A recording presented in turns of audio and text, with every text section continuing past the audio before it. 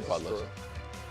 Just like CJ said earlier, I'm standing on business with my CJ Stroud and these Houston Texans. You're getting more confident. You almost made me mad in that segment. What? I thought it was motivational, and you attacked the Houston Texans. A little bit. You clearly attacked them. How? I don't know if you felt Talking about go out there and punch those boys. Like that was trying to motivate a little bit Mahomes. of aggressive.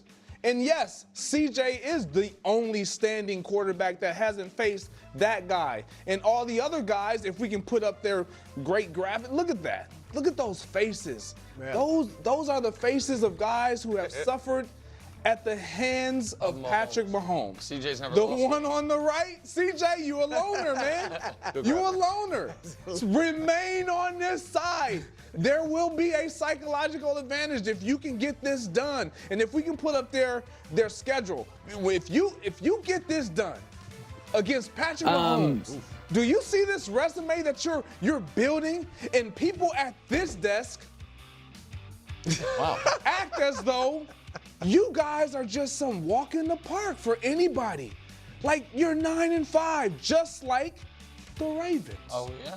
Just like the Ravens. And guess who you got next week? If you'd already knocked off Buffalo and the great Josh Allen, and you get it done this week, like Tim said, and get after Patty Mahomes and that offensive line, you would have knocked off Pat. And then next week, you got Lamar. You walking in the playoffs looking and feeling real good, but you have to play well. This is not really about everybody else. You want to get the win, but CJ, you need to be better. If your team is going to be and do what I think you're capable of, you have to play better, stand on business, and get it done this week. Right. I mean, that's nice fiction. I mean, they gonna go into the playoffs having beaten Buffalo, Kansas City, and Baltimore. If they do that, then I'll think differently about the Texans. We'll see. There you go. Thank you. That's all. You've got a lot done. I like that you are riding, because you've been sad about your team for most of the year. No. You are riding hard for right them now. I like that. We got the same record as your low lead. Yeah, but your guy hasn't played well. My guy has. It's a team game. Okay. It obviously would be a huge boost for the Texans when you look at that schedule. They'd have some big wins. They'd have a couple tough losses like the Lions, the Vikings, etc. And they would have their share of some of those easier wins like the Jags, like again, and Patriots, like all teams have. But beating the Bills, which was a bizarre game for both teams, quite frankly, but beating the Bills, beating the Chiefs, and beating the Ravens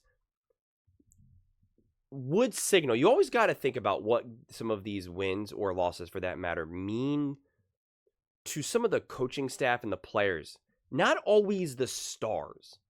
Someone like a Mahomes or a Lamar or Josh, like any of these big top dog players, like I'm not so sure that, especially at this point in their career, that they need some sort of reminder or some sort of specific event like a win in a game like this to prove that they can beat some other team. They have that belief. They know what they're capable of doing. But some of the younger guys or some of the other guys that just don't have that level of belief, that their confidence wavers a little bit more than some of these superstars.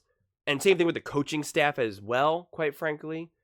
Like a win like the Kansas City Chiefs starts to signal to people. Because I guarantee you, there's people in that locker room, players and coaches, that are kind of like, I don't know if this is our year. I don't know. You know, they start to have a little bit of that doubt. It's like, I don't know. And then you win a game. You beat a team like the Chiefs and the Ravens, and you're like, you're starting to believe. You're starting to be like, wait a second, I don't know. I guess I was wrong. I thought our offense was kind of lacking, but like, I don't know, man. CJ Stroud and Bobby Slowick, it seems like they kind of figured something out now. And now you are like a little bit more excited and you got a little bit more motivated. So in a lot of ways, playing the Chiefs and the Ravens at the final and then going into the Tennessee, in a lot of ways is kind of almost like a perfect ending. Because the season has not unfolded how the Texans would want it to, right? Especially from an injury perspective. But if you could just play the Chiefs and the Ravens closely, or just show that you belong with those two teams, again, I don't even think you have to come away with the win. Granted, now the Chiefs have played even bad teams closely. So it's not like the Gress point, because it's not like we're going to say that the Panthers or the Raiders are right there with the Chiefs. Like you wouldn't necessarily say that. But I just think if the Texans can just play games that you watch those games and you're like, man, the Texans are right there against the Chiefs and the Ravens, that's going to feel great. Then you have like some wrap-up game against the Titans, which, again, depending on the seeding and all of that, I don't even know. One, I don't know if the Titans are going to shut down people, and two, maybe the Texans are well. Like I don't know how they would attack that game if it didn't do anything for seeding and it had no effect. I don't know if they just would then have someone like CJ and company kind of rest up for that game or play a quarter or a half. Or again, it all really depends on the coach and the circumstance. But I think it would give them a lot of momentum. Now, even on the flip side, even if I had to look for a silver lining, let's say they got beat pretty good by the Chiefs and beat pretty good by the Ravens. I think it would actually almost be worse for them to get beat pretty good by the Chiefs, because the Chiefs haven't really convincingly blew people out. But the Ravens kind of have that potential. And I think in a way, even if you lose both those games, then you would almost kind of have like potentially kind of this like springboard mentality of like, something's got to give. It would almost, I don't want to say it's rock bottom, but it would almost feel like a rock bottom going into the playoffs. It's got the potential to completely just suck out all the air out of the room, and then you can really just crumble. We saw that with the Eagles going into the Bucks. But they had bad leadership. That team was just not that good, and there was some just a lot of fundamental issues that they needed to correct. But I do think getting a couple bad losses or just, again, getting your bell rung in the final few weeks sometimes does also have the ability to just make you feel this feeling of just like, you know what, I don't even care anymore. I'm just getting out there and letting it rip. I'm just doing this. Like I'm sick of being scared. I'm sick of the doubt. I'm sick of the fear of failure. I'm sick of just failing. I don't care anymore. Let's do it. Like we always talk about a team that has nothing to lose. And now you start to play like you have nothing to lose, even though when you technically have something to lose. So in a lot of ways, it makes you dangerous because there is something at stake, and now you're treating it as such as there's not. You're just getting after it. And so I could see a game like that where CJ's like, whatever, man, I'm done with this. I'm done with this nonsense. Same thing with Bobby Slowick. Same thing with, Nico. I mean, like anyone else involved, I could just see it just being like, whatever. Sometimes you just got to get after it. And I think that I've been on teams where it's kind of like that mentality, where you're just like, it's just not going as you want it to. You want to win so badly, and you keep trying to fine tune everything and really figure out where are things going wrong. You're trying to double down on the details. And sometimes the answer is just like, nah, whatever. They actually call it the pizza and beer diet. It's a common phenomenon that people who really prioritize try to be really as happy and healthy as they can, and so they eat all their vegetables and they eat this amount of protein and they do this and that, and they make sure that they sleep from 10 a.m. to 6 a.m. and they do all this type of stuff, and yet they're stressed, they're anxious, their skin's bad, they're always tired, they're this or that, and we talk about that. Sometimes you just got to go on the pizza and beer diet. And it's not so much that you should be eating pizza and beer, but it's kind of like, you know what, just let it all go. Just have a little bit of fun. Just who cares about how much protein you've had, how many carbs, how many fat? Who cares about eating this and that? It's fine. Have a couple beers, get some pizza from your favorite place, and just go do that.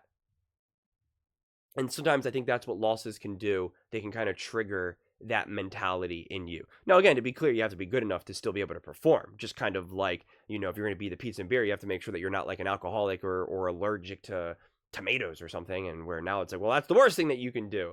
So it still has to be within reason, of course.